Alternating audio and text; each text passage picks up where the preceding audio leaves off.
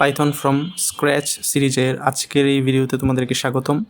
আজকে বেসিক্যালি আমরা list data টাইপের বিভিন্ন জিনিস যেমন এর প্রপার্টিজ এবং এর সংজ্ঞা দুইটাই ভালোভাবে আইডেন্টিফাই করার চেষ্টা করব, যেভাবে আমরা প্রিভিয়াস ডাটা টাইপসগুলো আমরা কমপ্লিট করেছিলাম, যেমন string, float, integer, complex data type.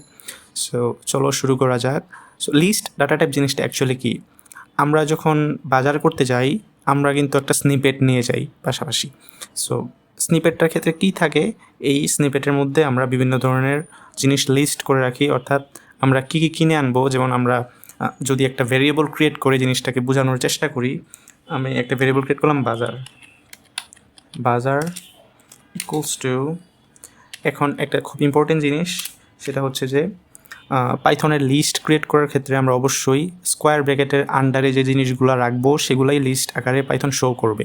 So আমরা যদি এখানে এটার ভ্যালু অ্যাড করি, ধরো আমি বাজারে যাচ্ছি, আমি 1 কেজি লবণ কিনবো, তারপর হচ্ছে 2 কেজি আপেল কিনবো, 3 কেজি চাল কিনবো, সরি এটা নিচে চলে গেছে, 3 কেজি চাল কিনবো, তারপরে ধরো আমরা 5 কেজি গম কিনবো।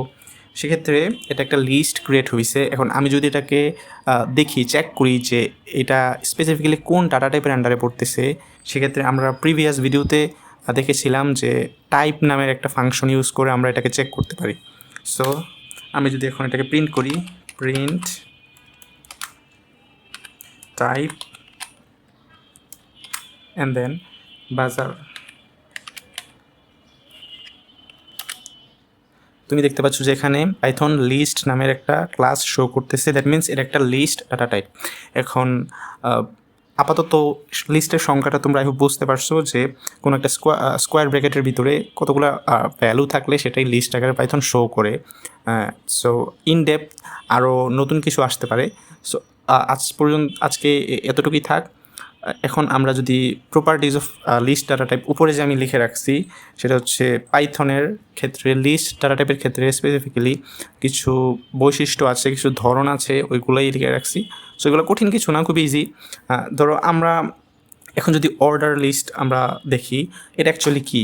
অর্ডার লিস্ট নাম থেকেই বোঝা যাচ্ছে যে এটা একটা অর্ডার মেনে চলবে, অর্থাৎ আমি যে এখানে 1 2 3 5 লিখছি, এটা কোনো অর্ডার লিস্ট না, এটা আনঅর্ডার লিস্ট। সো আমি যদি এটাকে অর্ডার করি, সেক্ষেত্রে এখানে 4 দিলে সেটা অর্ডার লিস্টে পরিণত হবে, অর্থাৎ একটা অর্ডার মেনে চলে সে এই লিস্টটাকে কমপ্লিট করতেছে, যেমন 1 2 3 4। হ্যাঁ, সো এই হলো অর্ডার লিস্ট। অ্যান্ড আমি যদি সেকেন্ড টাইপে যাই, সেকেন্ড যে বৈশিষ্ট্যটা সেটা হচ্ছে হেটারোজেনাস। অ্যান্ড নাম দেখে ভয় পাওয়ার কিছু নাই। হেটারোজেনাস অর্থ হচ্ছে ভিন্নধর্মী, অর্থাৎ একই লিস্টের ভিতরে ডিফারেন্ট কিছু ডাটা টাইপ থাকলে সেক্ষেত্রে সেটা হেটারোজেনাস হয়। ফর এক্সাম্পল এখানে এই ডাটা টাইপটা হচ্ছে অর্ডার লিস্ট। এখন আমি এটাকে ডিলিট করে আমি এখানে একটা স্ট্রিং দিলাম, অ্যান্ড আরেকটা আমি একটা ফ্লোট অ্যাড করলাম, স্ট্রিং 9.8। তুমি দেখতে পাচ্ছ যে এখানে স্ট্রিং এবং ফ্লোট দুইটাই অ্যাড করছে, তার মানে এখানে টোটাল 3টা ডাটা টাইপ আছে। অ্যান্ড ফাইনালি এটাই হলো একটা হেটারোজেনাস, অর্থাৎ একই ডাটা টাইপ, একই লিস্টের মধ্যে বিভিন্ন ধরনের ডিফারেন্ট ডাটা টাইপস থাকলে সেক্ষেত্রে সেটা হেটারোজেনাস হিসাবে পাইথন ধরে নেয়। অ্যান্ড লাস্ট এর যেই ধরনটা আছে সেটা হচ্ছে মিউটেবল।